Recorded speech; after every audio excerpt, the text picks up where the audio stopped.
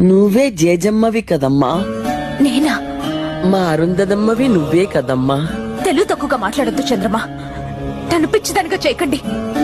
నేను జేజమ్మని కాదు కాదు కాదు.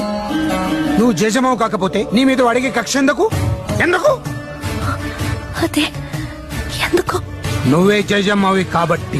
కాదు, అబద్ధం. వాడిని నాశనం చేయగలనని జేజమ్మని నమ్మితే అది ఎలాగో తనకి తెలిసే ఉంటుంది. మళ్ళీ పుట్టిన ఈ జేజమ్మకే అది తెలియాలి. జేజమ్మ చెప్పు. నేను జేజమ్మని కాదంటే వినిపించుకోరే. నా చుట్టూ ఈ కట్టు కదలేంటి? నీ చుట్టూ రగులుతున్న ఈ వినాశనం అబద్ధమా?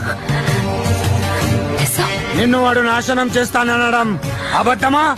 నిజం. నిన్ను హింస పెట్టడానికే వాడు సమాధి బద్దలు కొట్టుకు రావడం అబద్ధమా? నిజం. నిజమే. అప్పుడు నువ్వే జేజమ్మ అన్నది కూడా నిజం. నువ్వు మళ్ళీ పుట్టావుని అల్లా సాక్షిగా నేను నమ్ముతున్నాను. అది నిజం కాదు. అవును. కానే కాదు.